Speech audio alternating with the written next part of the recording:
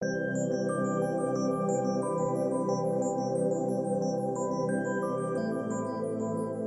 Jon Mundy, Ph.D., is an author, lecturer, the publisher of Miracles Magazine, and the director of the Miracles Study Program for All Faith Seminary International in New York City. From 1969 to 2008, he taught philosophy, religion, and psychology courses at the New School University, Mercy University, and the State University of New York, specializing in mysticism. The author of 11 books, his best-selling book, Living A Course in Miracles, is now in 8 languages. He also produced over 160 YouTube presentations. He also appears on occasion as Dr. Baba Jon Mundy, a stand-up philosopher, comedian. And Jon, I met Jon right after my own spiritual experience, after integrating and becoming a course student and teacher, and he really took me under his wing, and I'm so grateful to be able to share space with him today. So thank you so much, Jon.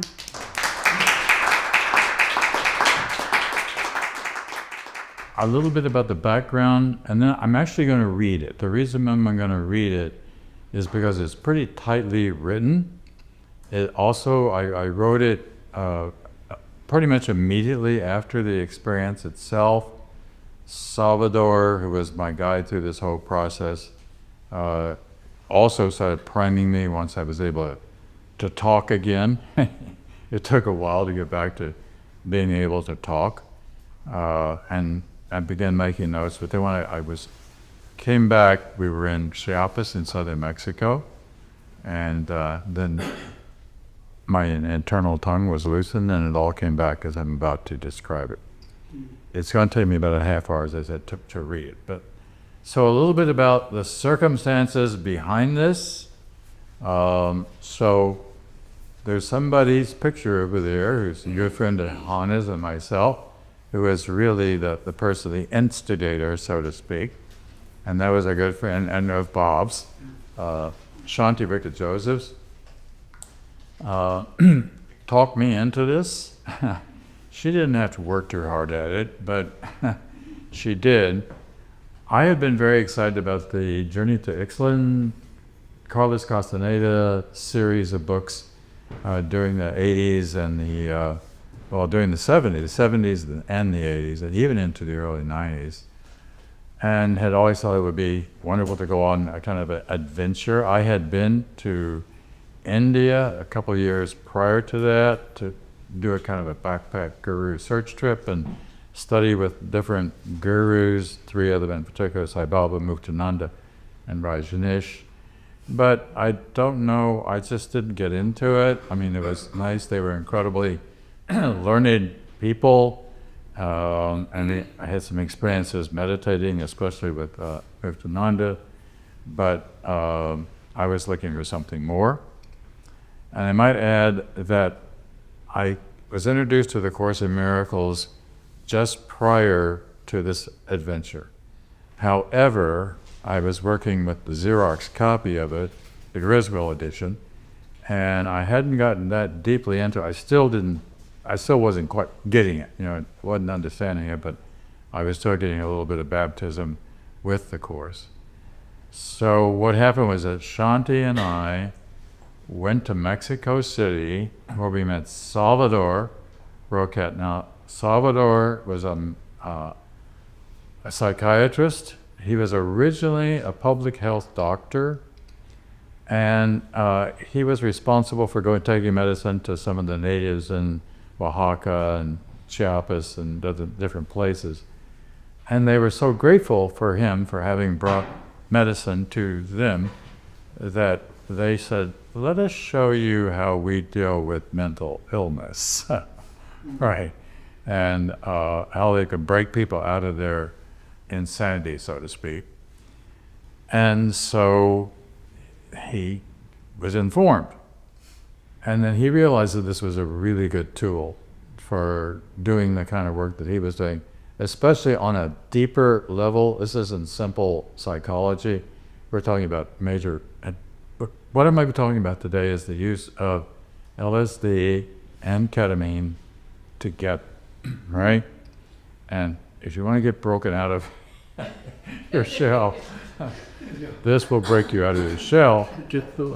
And fact is, as I'm going to read the description, you'll see that there was nothing left of this world at all to me. Let's just put it that way, right? And because what happens is you're introduced to a death experience. You die, or at least I died. Now, Hannah also, who's here in 77, Salvador came here in 77, and we did some experiences then. Hannah can tell you a little bit later about some of what happened with her. She also went through a death experience with this process. And it's so interesting to me now, 50 years later, I'm talking about 1976, and here we are in 2025. So 49 years later, this is now standard therapy. You can go online, if you've got Ph.D. or anything that's really, especially traumatic stuff that's in there that needs to be cleaned out of the psychic system. The problem with talking therapy is that you're really still probably dealing with the surface of stuff. You're not really digging down and cleaning out the deeper stuff that's buried underneath there. Well, this will bring all that stuff up right away. A Course in Miracles, and all of you are really Course in Miracles students, says that miracles are everyone's right, but purification is necessary first. So first, we have to clean house. First, we have to get the junk out of the psychic system in order to see more clear. And that's what this experience provides for you. It's another way of seeing. And but in this particular case, when it breaks you out of your psychic, it's a complete break. By that I mean, you die, I die. You're going to hear this description in a minute. And so that when you come back, you just, first, when I came back, I couldn't talk. That's not unusual. It was impossible to talk because words are so mundane. I mean, they're physical things. A spoken word or a written word, it's a physical thing, and it's very hard to try to put into a box of words something that defies words. You can't really do it. It's experiential, so that we can understand a bit.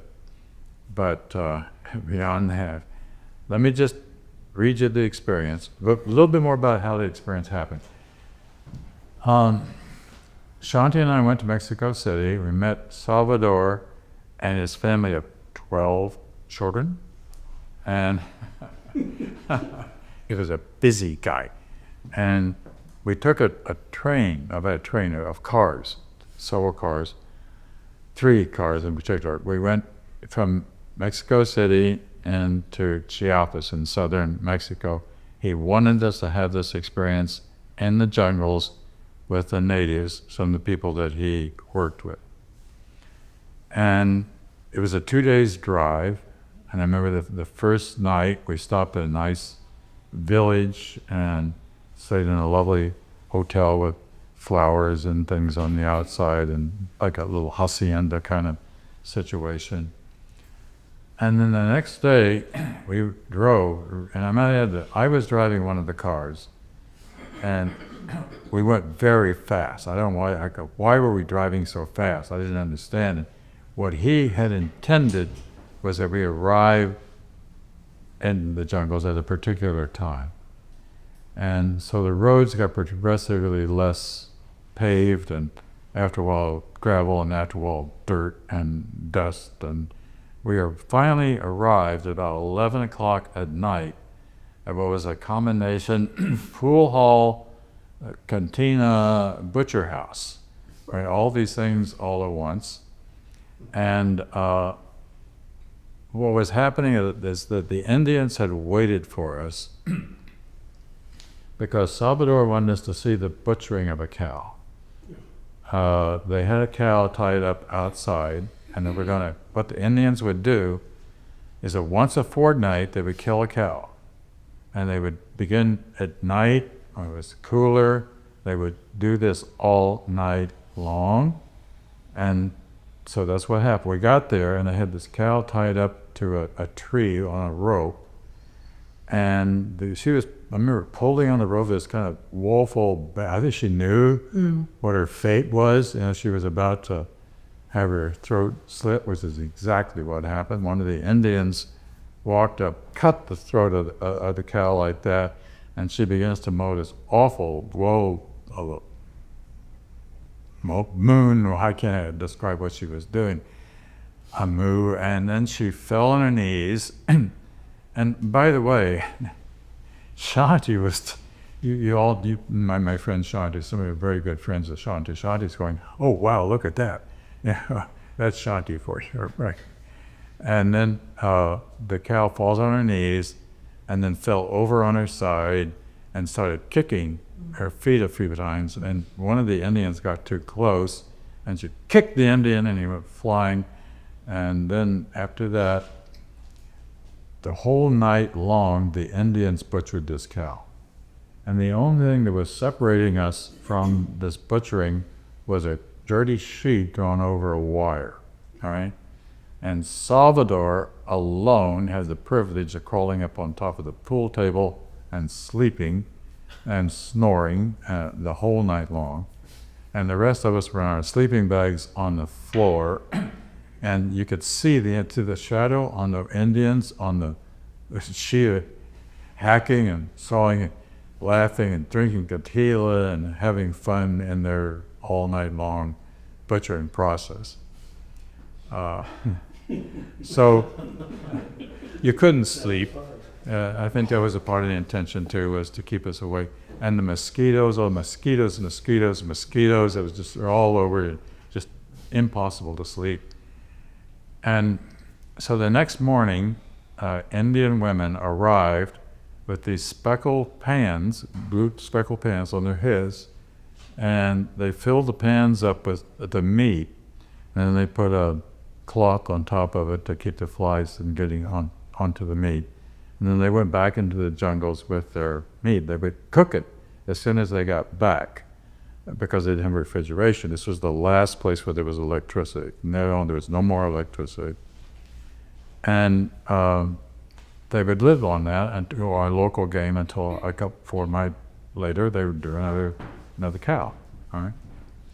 So the next morning, as they're saying, a bullock cart arrived, 2 bullock carts, just like it was a big old bullock cart, big old wheels on it, and we packed up all of ourselves on, because we were going through the swamps, and you couldn't walk to the swamps. This is the only way you could get to where we were going, which was like an island in the middle of the jungle, was on a bullock cart. And we finally arrived at our destination, which was like a hut in the jungles. It was just a very primitive hut. There was just one room, there was a porch, but that was it, one room with a porch and wooden floor, and that was it. That night we were going to go through this experience. Now, I'll explain a little bit about how the experience goes. So, first of all, you have a black bandana over your eyes, and then a black mask, I should say, and then a bandana on top of that, so there's no chance of light getting in. It's got to be an inner experience. No one is allowed to touch you, right? You couldn't touch anyone. And then Salvador had also brought along a suitcase full of batteries. So he was going to take us, we put earphones on, so he was controlling what came through the earphones, sorry. And there's an early point in this where it's written, there's a thing, you can look it up online, it's called the Balinesian monkey chant. And that's very early on. You went through listening to well, that kind of thing. It's just this chanting that it goes on for a long, long time, but it's very intense, right?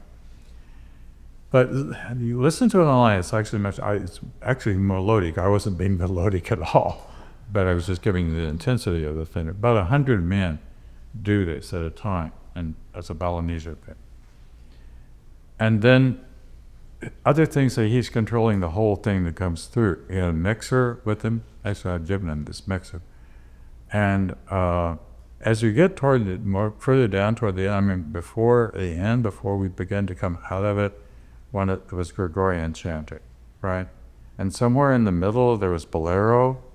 So, that repetitive process going deep. The following description is written in the present tense, as that is the way I experienced it instantaneously, immediately, intimately.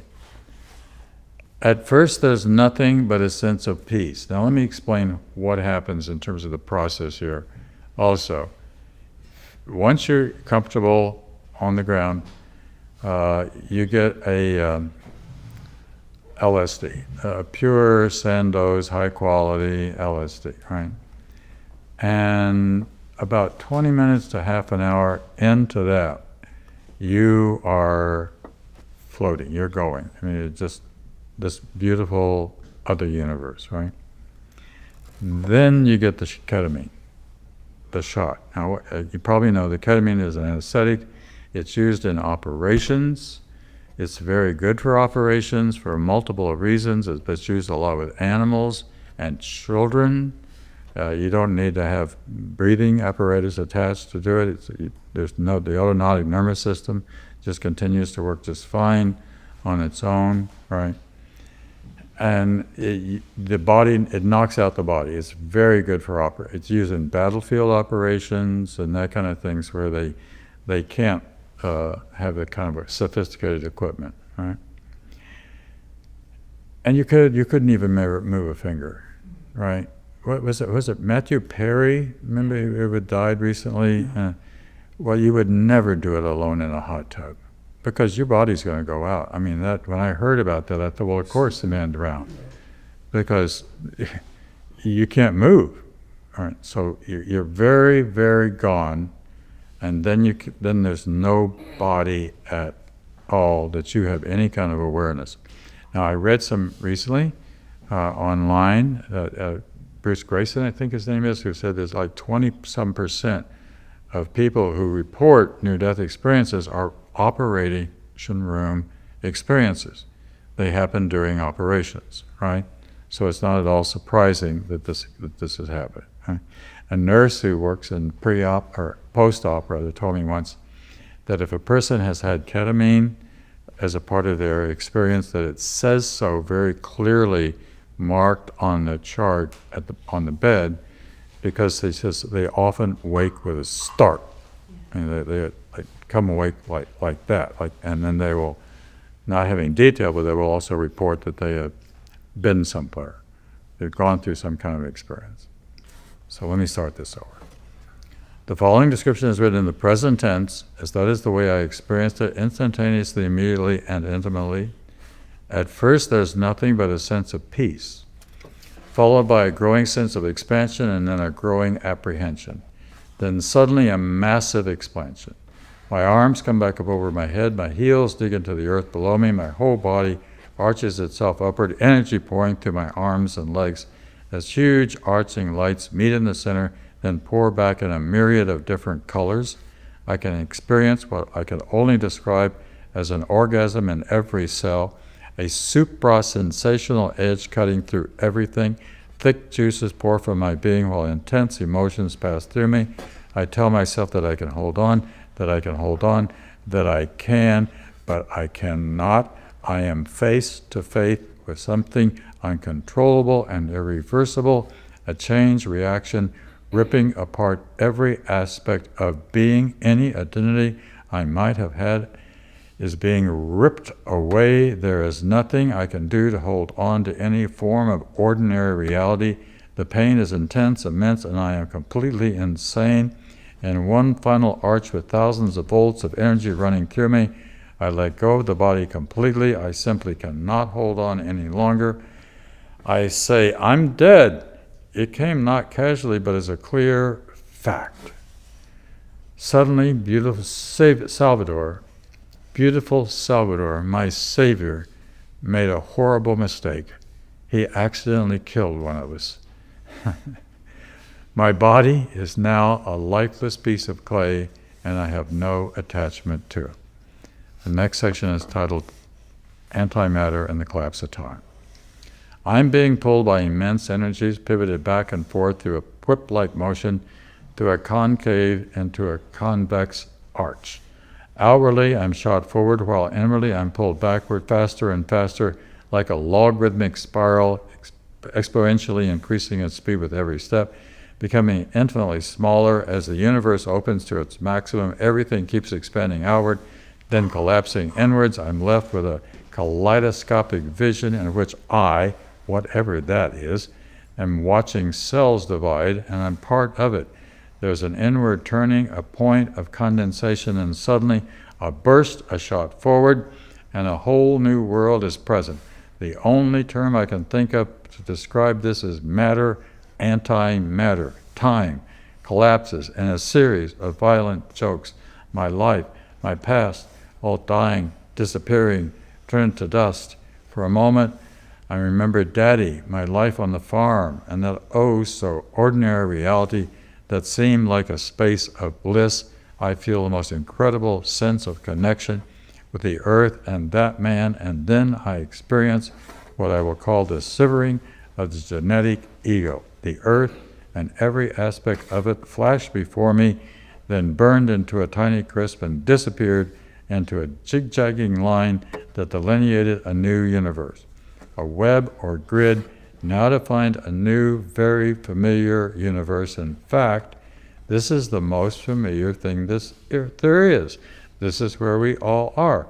This is home. This is where we have all always been. A quote from the Course. As you approach the beginning, you feel the fear of the destruction of your thought system upon you as if it were the fear of death. Again, I remembered my ordinary identity and the brief statement I'd made in life, and then something said, "Oh yeah, Jon Mundy." And then there's a giggle and a roll of laughter, and I saw how puny and insignificant that identity was. My striving, worrying, and working through problems were all suddenly absurd, even funny.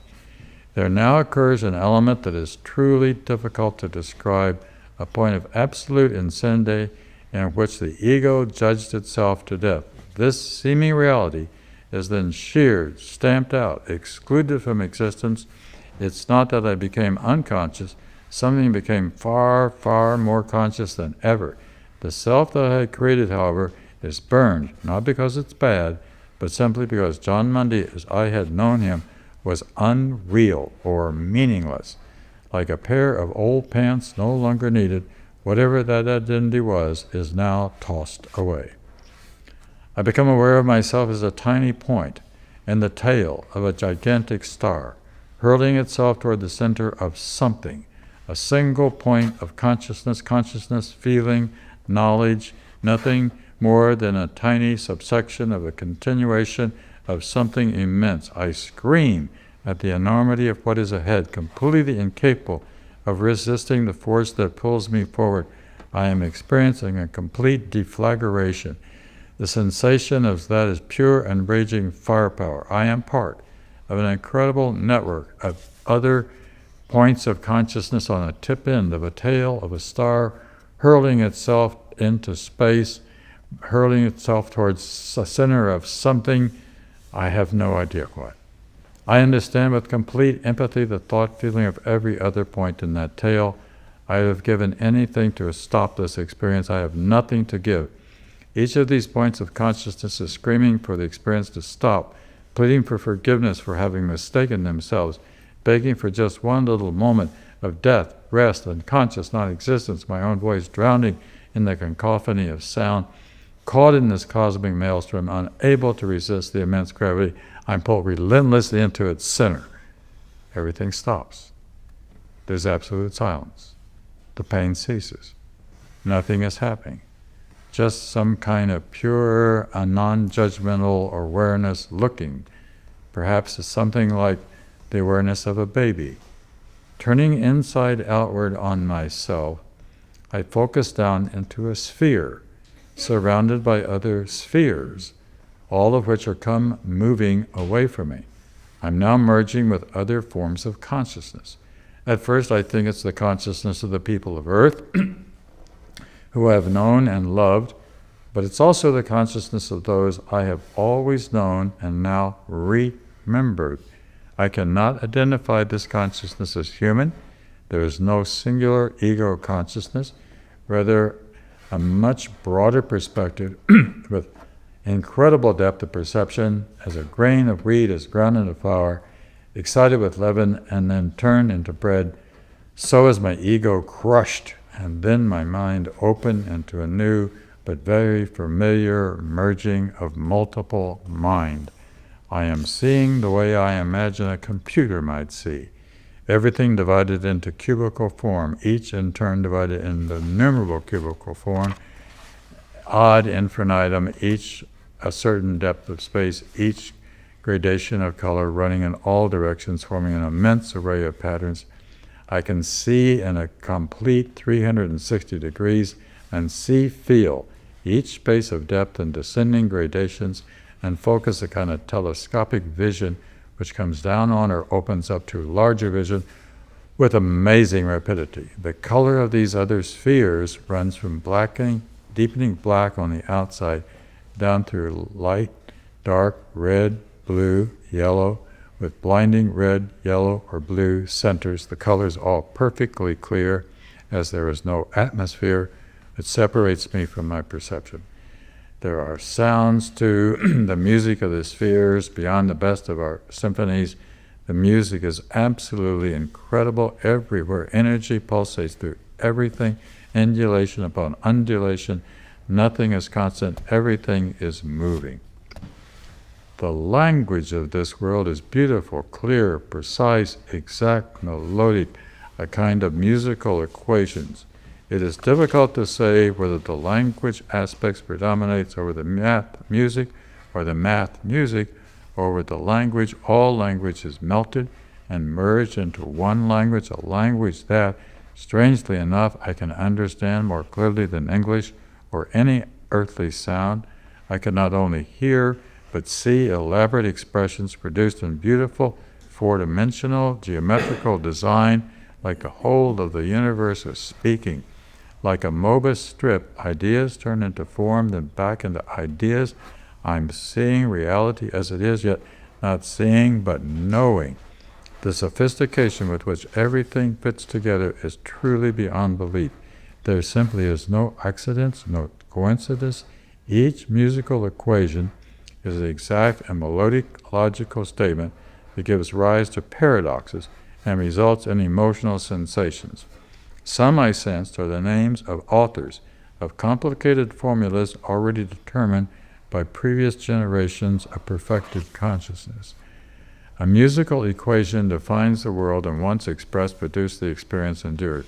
Complicated emotional states are being called out by spheres from different directions.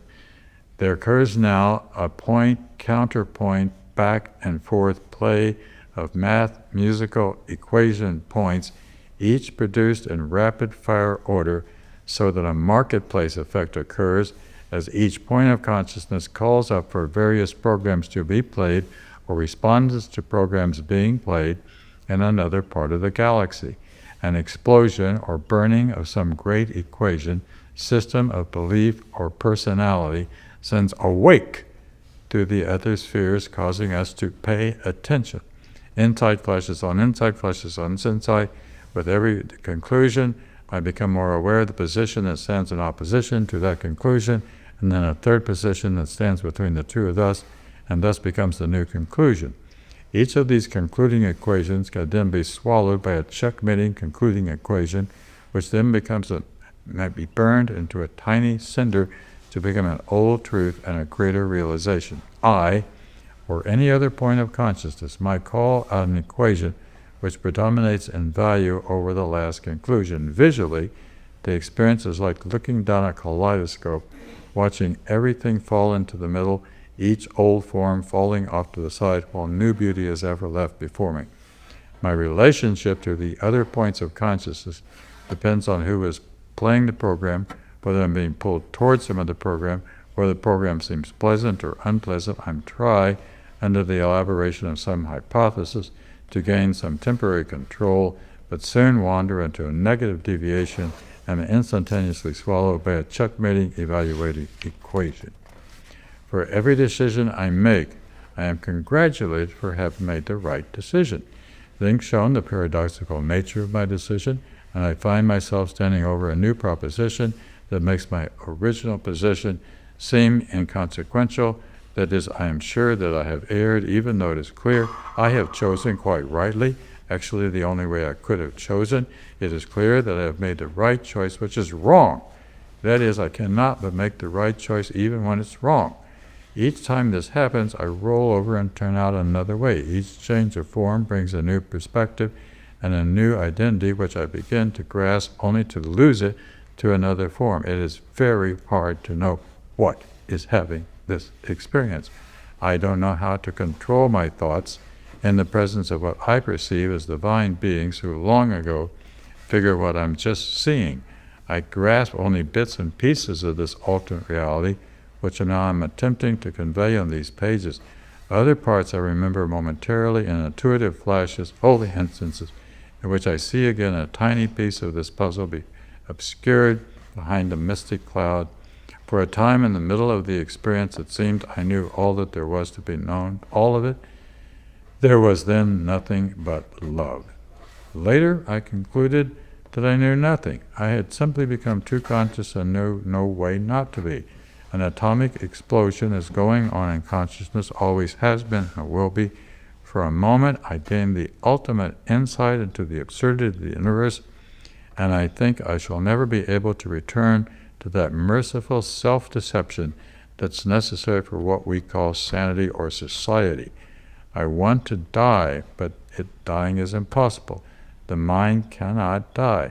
The more consciousness knows of itself, the more impossible it is to know anything about what is happening. There is no point or place of beginning. The quote from the Course. There is no past or future, and the idea of birth into a body once or many times makes no sense. Life is thought. Life simply is and always will be. In the incredible world, every thought is instantaneously turned into form. Every defective form is burned. Every perfected form turned yet into higher perfection. I have no idea that I will ever return to bodily life. There is clearly no chance or choice of ever leaving. There is only fantastic energy, information flow. Another quote from the Course. God wills you learn what always has been true, that He created you as part of Him, and that this must be true because ideas leave not their source.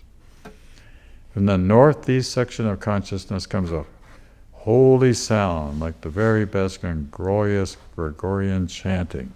As I focus on it, the pitch gets louder, almost deafening. God, it seems, is behind that sound, but it's impossible to go that way, as the gravitational pull of the universe before me is even more intense. I further think that by following such a path, I will lose even greater hold on consciousness, which means going crazier faster, but it's impossible to go any crazier, any faster than I already am. I would do anything to have something that was real in the old and ordinary sense of the term. I called out several times for Judy, my girlfriend at the time of the experience, and now a forever friend. Love is the only thing that makes sense. But I have left far behind that speck of dust on which I one time lived in some more unconscious and more naive condition. Earth is dumb and stupid, and I wanted to be dumb and stupid. What bliss, what joy it would be to return to my animal body. I say shit, married, and goddammit in every language I know, and many I do not. The sensation is like throwing up awful pieces of sandy green slime. This gives me a sense of relief. I feel clearer and more centered. While riding the till into the star, I begged for forgiveness, which was not forthcoming, and it seemed undeserved, but I couldn't help begging for it by saying something like, mistake myself, I'm begging to be released from the sin of desiring ego. After the experience, I read a dialogue between Oscar Ichazo and John Lilly, known for his communication with dolphins, in which they discuss this effect as the burning of one's karma. I now realize that no darkness within is ever able to hide There's also nothing I want to hide, and I fully accepted my fate. I am beginning to descend back into form. I'm falling back toward the earth, going through stages, each stage morphing from one into another. I'm a tip on the peak of a high mountain. Dirt and rock are falling off to the side as I begin to fall into form. I am turning into a temple, and then I'm on a couch within the temple, surrounded by millions of other points of consciousness. Those close to me are begging to take a human-like form and begin to back away. Other points, less humanoid and more distant, begin to move more slowly. They too are increasing their level of awareness. I call upon them to pay attention and tell them that they will be relieved of their ignorance and pain. This returns a sense of ego, along with a sudden sense of power and then immense loneliness. I think that these other points of consciousness will have to come to awareness just as I have. They will have to go through the same pain, and that seems so horrible. Yet it is clear that once one breaks through, there is less pain. Furthermore, it is clear that I am wanting of greater wisdom, and I sink down into denser form. This is a great relief, at least, though it's still far from what it used to be. Finally, by getting a hold of my vocal cords, I'm able to scream. Stop it, stop it, stop it, and wait a minute, wait a minute, wait a minute. Recovering vocal cords means I am able to return somewhat to the bodily life, although I have yet to return to flesh and bones. My molecules still spread out over an immense space. And desperate to obtain some form of identity, I gain control over my arm, and I move my arm in front of me. This I do, as I do, the air gives way in millions of points of rarefied sensations. I exert more energy and the world backs away further with caution. I gain some more control, but it's somewhat, it's momentary. Then I immediately see my air and I begin to sink down into lower form, below which I can bring my arm up in my body again. It's possible to tear away an outer layer of consciousness as one might strip away an outer layer of a cocoon.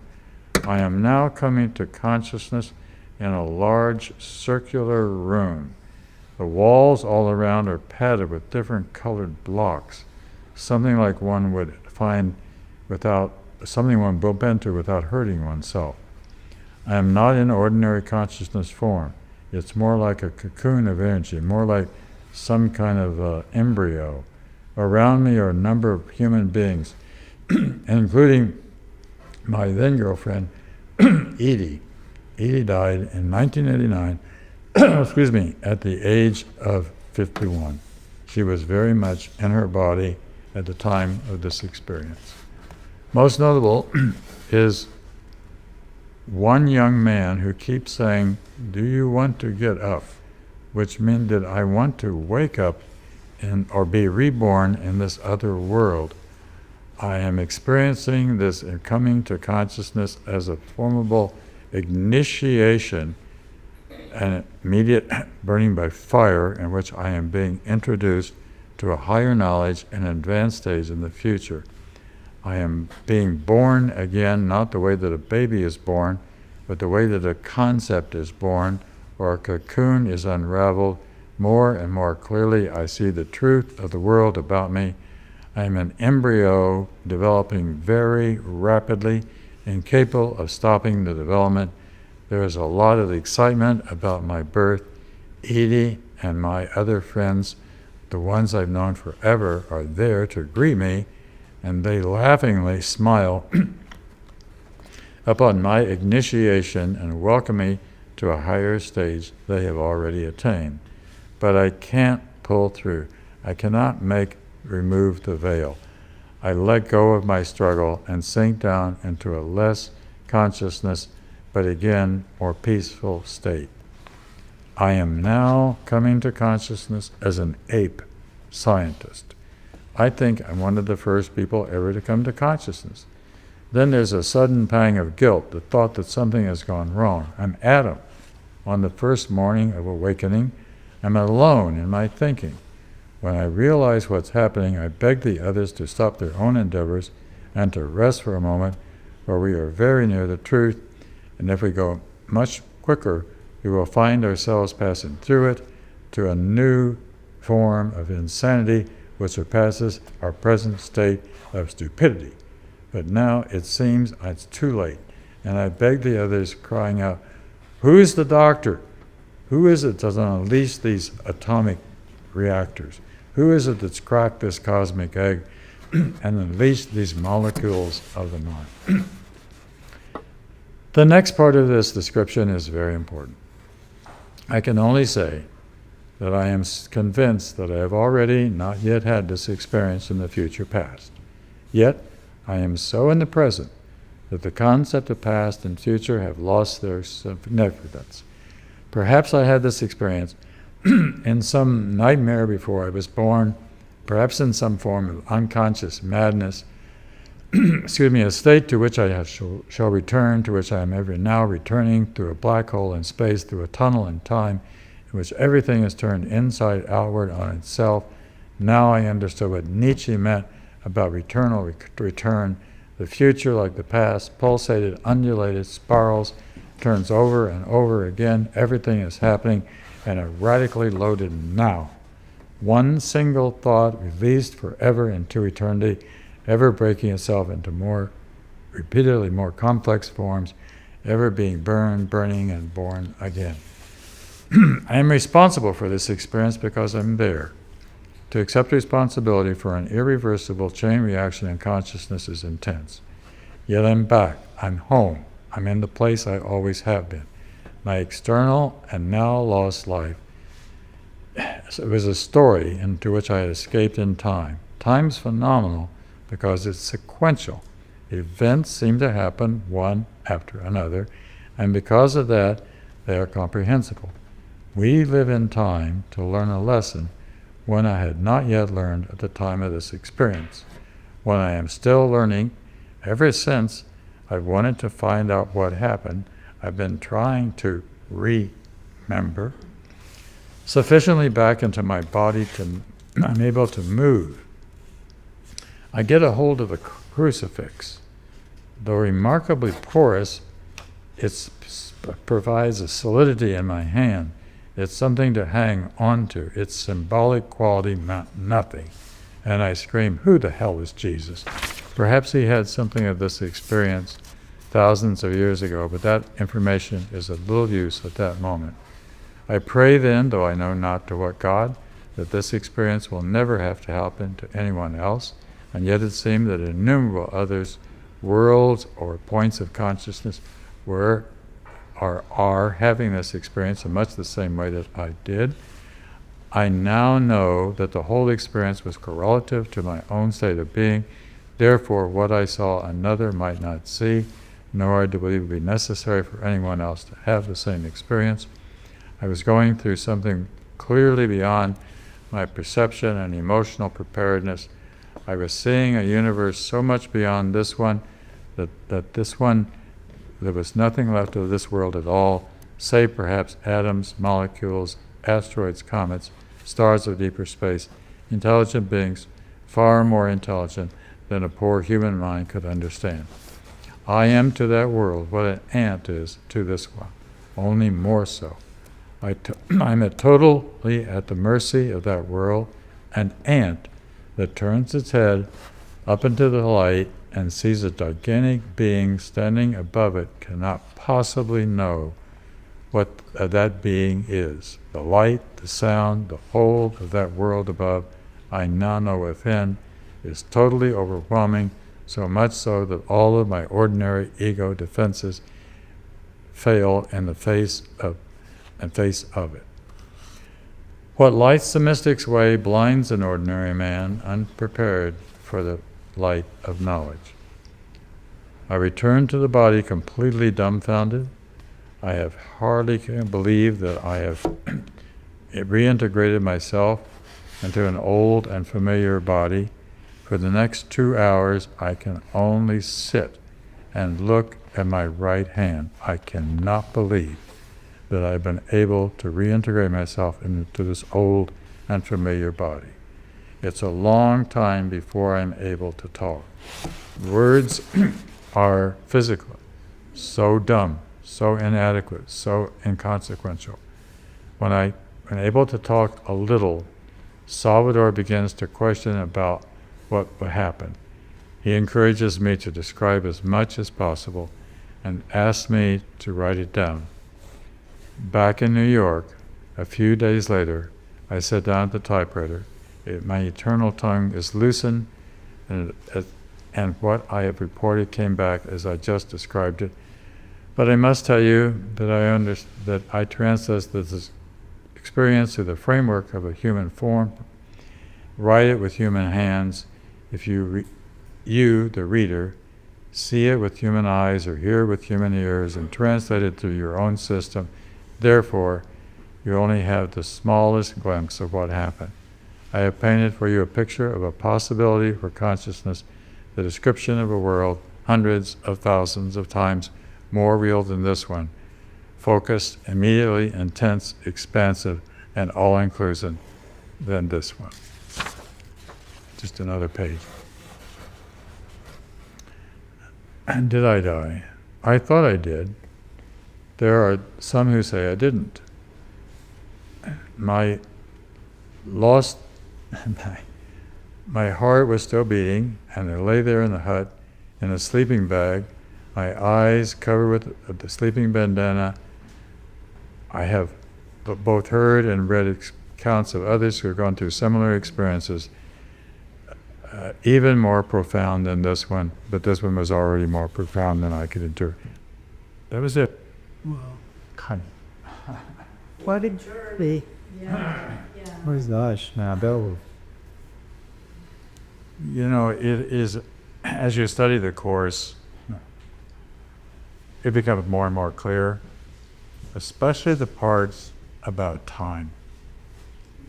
And I watched a couple of things on YouTube. Was wonderful. It's just think about all this information's out there now, right? A couple of quotes about time from the Course. God knows you only now, period. That's very important. And it's also, there is only now. The past is gone. It's meaningless in essence. There's another line in the Course where it says, that God knows nothing about your past. Nothing, because that was a story. There was a mythology, something that happened in a illusory state, right? The same thing is true with the future, of course. And because that's just a dream, it's a dream. So I know you're only now, and what also is really interesting, I watched something I was saying, is everything is happening right now. It's also in the now. That's the incredible thought, right?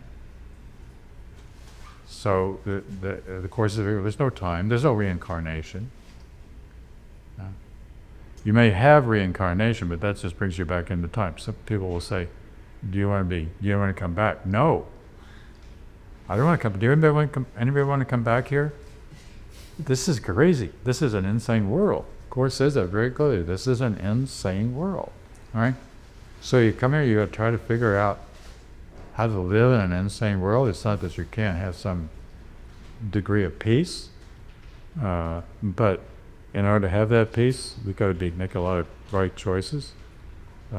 Probably you're a meditator. You might be a Buddhist. You might be someone that has not created a complex and complicated world. But even then, the world's still, it's still there. As you watch the news, it becomes more insane all the time. Alan, I know you told me once that you were in a mountain. Yes, I was. So I always had the mountain thing. I had a very weird and unexpected experience as you were reading. It started when you talk about being in a white circle and there was no noise. And I felt dizzy, and then I felt scared, and I had to put my feet on the ground, both feet on the ground, because it was just a strange out-of-body sensation. I thought I needed to get up and lie down. I mean, there was some sense of being in it as you were reading, and it was uncomfortable, but it was also, oh, this is fascinating. And then I thought, I've got to write this down, because I had a thought, which happened when I had my own psychedelic thing. I had to get a piece of paper in a hurry, and it was very unexpected. How long? I mean, in the time and space dimension, how long was it actually, or not actually? In time, Yeah, maybe 20 minutes. that whole thing. Yeah. It took you longer to read it. Oh, yeah. Wow. I don't know. I mean, there It is no, was a 5 hour. there is no time. No, so I it took a lot to. Now, I might add that I went through this several times. And that weekend or afterwards? no, during those 3 years, 76, 77, 78. And during the later experiences, I don't remember them hardly at all, because I realized what you got to do. What you got to do, you got to run and jump off the cliff. And that sounds very scary, but you fly. See, you don't know, the ego, that's death to jump over a cliff, right? Right, so but then you don't die. So I don't remember much about those other experiences. Did you talked about at one point something about a green purging or something of dust, or Well, yeah. was that when you were vomiting, or would you not vomit? I mean, that's ayahuasca. Yeah. Well, sometimes I think like with ayahuasca, sure they do. Okay, so there's no physical purging. Right. No, there wasn't actually an actual physical. It was a psychological Yeah. kind of purging thing. Although sometimes, like this, but ayahuasca is a physical purging. Yeah. Thing. Huh? Betty? Yeah, have you ever thought about going on a psychedelic adventure like that again, or once in a? No, I haven't. That was in. No, I haven't done anything since 79. I had an LSD experience, where the eyes were open, and what the eyes open is a very, it's immediately there, and very different experience. Probably you got it completely, right? So that's why Salvador wouldn't allow anybody to be touched, or all physical senses were reduced to minimum, right? Why didn't you say something about? Because I've read your experience and I've heard you talk. Yeah, and anybody else, Come on more than here. welcome to please share about any mystical experiences. I would be really interested to hear about more still experiences from you, Don. But lots of mirrored experiences in your experience and my own experience. So to me, that means that there's something bigger happening. That all near-death experiencers seem to have a very mirrored experience to what you were describing. Do you have any thoughts around why that is? No, I don't. I was just reading I've done a lot of reading on near-death, well, a lot of watching and reading on near-death experiences, of course. One of the things I noticed is the question was asked, why is there so much similarity and so much difference? There's a lot of similarity between the experiences. There's also a lot of difference among the experiences. Obviously, it depends on your personality. Obviously, it depends upon what you expect to see. I mean, some people see Jesus, right? I think most of those are probably Christians, who had some sort of expectation like that. Sometimes people see these beautiful gardens and just beatific scenes. One day, as I'm writing this, I finished writing this, I'm in this cabin, and I come out onto the deck, and I look down, and there's a big horned owl, huge owl, sitting right there on the path, just sitting, And I walk down, and I walk up to that owl, and I got to like 12 feet away from the owl, and it didn't move. And that owl is just there, just like it's about, maybe a little further than we are, probably no. Looking, and we're just doing this thing with each other. And this was before cell phones. The phone rang in the house. I was expecting to call someone back inside. And then I came back out and the owl was gone. Later, I went to a lecture by an American Indian in Canada. He was talking about the totems and animals and stuff, and he says, I told him about that experience. He says, they are always there to remind you not to forget about this experience. Not to forget. Huh? You say Not to forget. Yeah, not to forget. It's inside of every one of us. I mean, there's also talking about just in 2001, just a couple of years ago, you all know I had a pretty severe cold situation. I was 24 days in the hospital in isolation. And one night I began to think that I was dying. And so I remember kind of rolling back like, okay, I'm dying now. And I put my arm back like this. And I heard a voice very clearly that said, go or stay, either way, you will not lose your mind. That's all it said. I remember that. Pardon? I remember, was it that when you I've mentioned this. had COVID? COVID, yeah. Yeah, you told me about that. Yeah. So that's that. You know that this was all. It's to say you can't lose your mind. This thing, obviously, everybody loses this at some point, right? But spirit, mind, it's all part of the eternal, and it's invisible. I mean, it doesn't have form. You know, this part of I've talked to you about how things kind of would come into form and they go out of form, right? Just like they do in light with plants, animals, whatever. Yeah. What is the purpose or the messages to bring back into the body of looking here? Well, according to the course, this is a school, and this is a very common thing too. And so we all came here to learn something.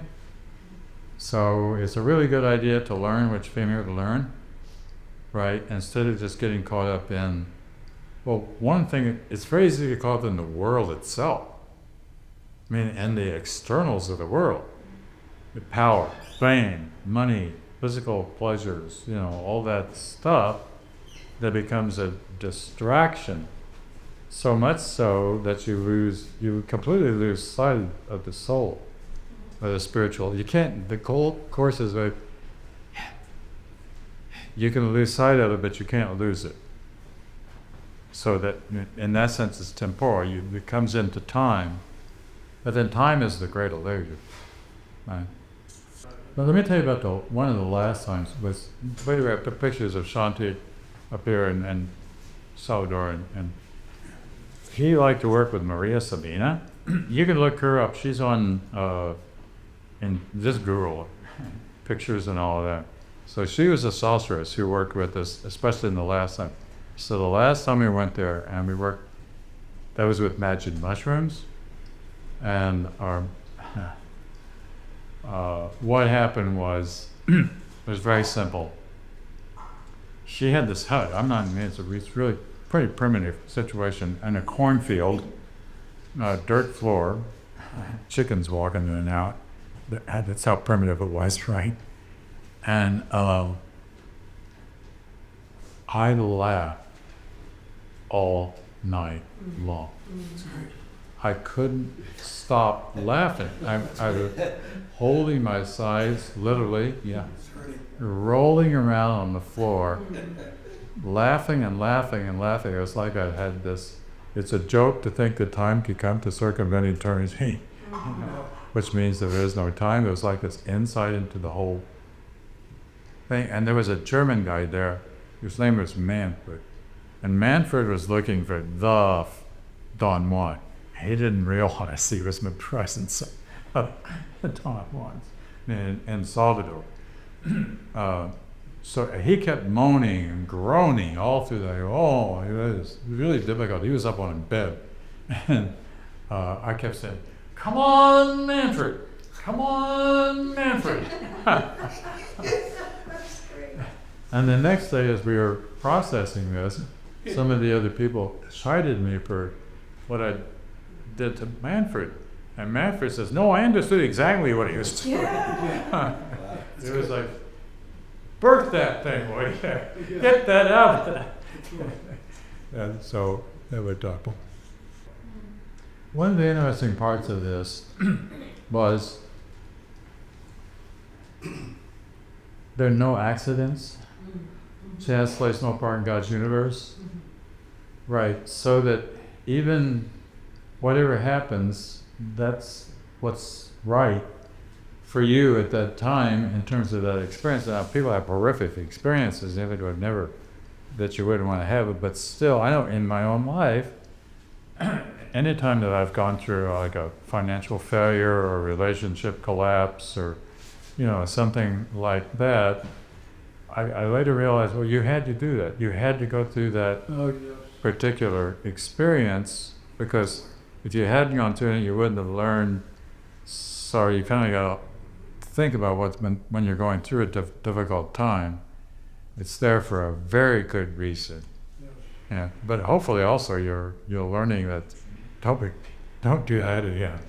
So I had a near-death-like experience in 2019. It was onset by a drug overdose. I'm not covered in tattoos of liquor bottles and packs of cigarettes for no reason. I used to be a different person.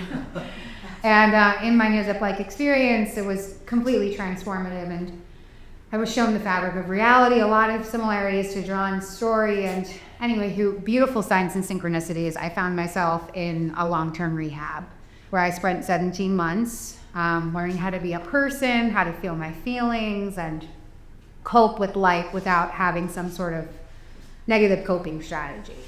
And I had this insatiable thirst for knowledge, because when I was in active addiction, I was a prostitute, I was homeless, I had like a very, very different life. I had never used my mind before, but after the experience, my mind was blasted open. And so I just grabbed every sacred text I could get my hands on, everything about metaphysics and the law of attraction. First time I was ever using my brain in my life. My thoughts before were just this long laundry list of drugs that I used and how much money it cost to be with me. And there was no room for anything else in my mind. So once a week at the rehab, we didn't have access to our cell phones or the internet, which is its own accomplishment, not using that for a year and a half, but we let us go to the library. And so one day I went to the library, and there was this book in the spirituality and religion section, and the book was always falling off the shelf. And it kind of looked like it was sparkling around it. And on the side of the spine, all I saw was the word miracles. And I was like, oh, well, I'm a miracle. I like miracles. Let me see what this book is. And I grabbed it. And it was A Course in Miracles Made Easy by Alan Cohen. And I devoured that book. I would have actually literally ate it if I could. I devoured it. And I went to the library the next time we were allowed back, and I was talking to the librarian, and I was like, this guy is teaching about this book, and I have to get this book. How do I get it? I couldn't buy the book because I lived in a rehab, and they gave me $20 a week to live off of. I didn't have access to money or anything. That's hopeless. So I was dependent on the library to help me understand the spiritual teaching. And they were like, Miss, I don't know who the author is. I don't know what you're talking about. I can't find this book. And so I felt kind of defeated, but I just started reading a bunch of books about A Course in Miracles. And so I read dozens of books about the Course. One day I was going back to the facility, and they always check your bag when you come back, like for contraband or whatever. And the program director, she saw that I had 5 books in my bag about A Course in Miracles, and she said, oh, I actually have a copy of the Course. I got it in the 70s. I opened it once. I didn't understand anything inside of it, and I found on my bookshelf ever since. Do you want to borrow it? And I was like, yes. I would. Nothing would make me happier. Please, yes. And so while I was in treatment for 17 months, I studied A Course in Miracles. I didn't have to worry about work or money or food or shelter or anything. I just had time to devote to learning that teaching. And just like Jon, my experience, when I came back, I just thought that I was dead, and I was stuck in purgatory. I was like, okay, this is death, this sucks. Like, I don't know how to get off of this place. So when I found A Course in Miracles, I got that it was a handbook for the recently deceased. In the movie Beetlejuice, because it reads like stereo instructions. I was like, where's my caseworker? Help me understand this. When are they coming? And so I had completely convinced myself that if I finished A Course in Miracles, I would get to leave my body. Because my only goal is to get off of this planet. Let's get out like a dumpster fire. Like, I don't want to be here. I want to go back to heaven. And so as I finished the text of A Course in Miracles, I laid down in my bunk bed. Yes, I lived in a bunk bed for a year and a half. I took off my shoes, and I got to the last line, and I was like, this is it. Like, beam me up. I'm ready to go back home. And nothing happened. but I had a lot more information. And I think my greatest takeaway from understanding the course and implementing it into my life is that I kept thinking that I was trying to get back to heaven. Everything that I did was just another deed to get back to heaven. It's not actually about going back to heaven, it's about bringing heaven here. And so every day I have a chance to do that through acts of service, through community, through connection to other people. And I will be coming back to earth, and probably won't hear a lot of people say that, but I can't wait to come back here. I am totally digging human experience so much. There's so much depth inside of this. So I came here to forget so that I could remember. And I plan on, what else are we going to do? Heaven is born. There's nothing to do there. We're just chilling in unconditional love all the time, like snooze. I'm going to come down here, experience duality so that I can remember how incredible that unconditional love actually is. So thanks for letting me share that story. I'm happy to be on another course too, like in person.